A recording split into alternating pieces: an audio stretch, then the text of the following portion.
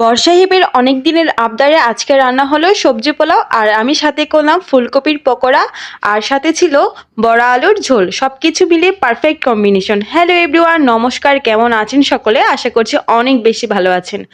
আজকে totally video করার কোনো ইচ্ছেই ছিল না, যার কারণে এই অর্ধেক থেকে ভিডিওটা শুরু হলো, আর না হয় কাটিং থেকেই শুরু করতাম। প্রথমে বরবটি ভাজি করে নিয়েছি, তারপর আলু আর গাজর ভাজি করে নিয়েছি, তারপর ফুলকপিগুলো একদম ছোট ছোট পিস করে সেটাও ভাজি করে নিলাম। সত্যি কথা বলতে এই প্রথমে আমি সবজি পোলাও করছি, আগে কখনো করা হয়নি। আর বর্ষায় কিছুদিন ধরে একদম বড়া খাওয়ার জন্য পাগল করে দিচ্ছিল, তো কালকেই বড়া কিনে নিয়ে এসেছিলাম। ভাবলাম আজকে বড়া আলুর ঝোল করি। বড়া আলুর ঝোলগুলো কিন্তু নিরামিষ খেতে ভীষণ ভালো লাগে। তো এদিকে আমি ভাবলাম পকোড়াগুলো ভেজে নিই। তো এখানে ফুলকপিগুলো একদম মিডিয়াম সাইজ করে কেটে নিয়েছি। ফুলকপি ব্যাস আবার তেলের উপর ছেড়ে দিচ্ছি। আর কিছুদিন আগে আমি ফুলকপির পকোড়া বানিয়েছিলাম, সেটাতে একটু বেসনের যে ব্যাটার সেটা একটু বেশি পড়ে গিয়েছিল, যার কারণে তার এতটাও ভালো লাগেনি। তাই আজকে একদম পাতলা ব্যাটার করে ফুলকপির পকোড়াগুলো বানাচ্ছি।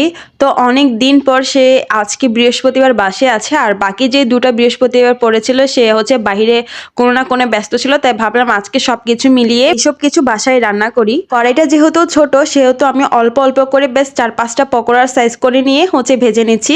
অল্প অল্পভাবে ভেজে নিচ্ছি, কারণ বেশি করতে গেলে হয় কি পুড়ে যায়, না হয় লেগে যায়। যাই হোক, পকোড়াটা প্রায় ভাজা শেষ, তারপরও কয়েকটা ওই পাশে আছে। ভাবলাম এই খালি চুলাতে পোলাও চালগুলো ভেজে নিই। তো আমি আজকে ঘি দিয়ে পোলাও চালগুলো ভাজবো। 5 ফোড়ন দিয়ে দিয়েছি। এবার আমি চালগুলো বেশ সময় ধরে ভেজে নিয়েছি, আর কয়েকটা কাঁচামরিচও ফালা করে দিয়েছে যাতে একটু ঝাল হয়। আর বাসায় ছিল পেস্তা বাদাম। আজকে সকালে সেমাই রান্না করার সময় যখন দিয়েছিলাম ভাবলাম আজকে পোলাওটাতে দিই। পোলাওতে একটু বাদাম হলেও বেশ ভালো লাগে। তো হাজব্যান্ড খেতে খেতে বললো চীনা বাদাম দিলে নাকি আরো বেশি ভালো লাগে, এটা ভালো লাগে না। তো যাই হোক, এখানে আমি গুঁড়ো মশলাগুলো অ্যাড করে দিলাম। চালটা একদম ভালোভাবে গুঁড়ো মশলার সাথে মিশিয়ে নিলাম। তারপর প্রয়োজন মতো গরম পানি দিয়ে দিলাম, আর আগে থেকে যে সবজিগুলো আমি ভেজে রেখেছিলাম সেটাও দিয়ে দিলাম। জানি না পারফেক্টলি সবজি পোলাও হচ্ছে কিনা, কিন্তু খেতে ভীষণ ভালো হয়েছে। আর আমার হাজবেন্ড বলেছে এতে আমার শান্তি। আর কারণ আমি কখনো রান্না করিনি, ইউটিউব থেকে কোনো রকম একটা ধারণা নিয়ে আজকে এই সবজি পোলাওটা রান্না করেছি। বেশ একটা কঠিন না, একদম বিরিয়ানির মতোই বলা যায়।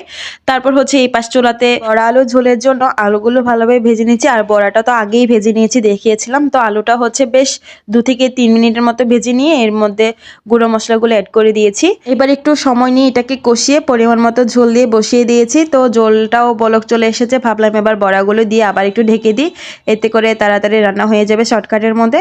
এরপর ধনিয়া পাতা দিয়ে দামিয়ে নিব। আর ফোনের চার্জ শেষ হয়েছে, এর মধ্যে ফোনটা চার্জে বসিয়েছিলাম, যার কারণে বাকিটা আর শ্যুট করতে পারলাম না। তো এর মধ্যে আমার পোলাওটাও রেডি, একদম ঝরঝরে পারফেক্টলি হয়েছে। আর ভালো একটা স্মেল বের হয়েছে, যেহেতু ঘি দিয়ে চালটা ভেজেছিলাম। কাঁচামরিচ যেহেতু একটু বেশি পরিমাণে দিয়েছিলে, ভেবেছিলাম হয়তো বা পোলাওটা ঝাল হবে, মেয়ে খেতে পারবে না। তারপর দেখলাম না, একদম মিষ্টি মিষ্টি হয়েছে, কারণ গাজর দিয়েছি যার কারণে। এদিকে বড়া আলুর ঝোলটাও রান্না হয়ে গেছে। তো সবকিছু মিলে এখানেই টাটা, সকলে ভালো থাকবেন।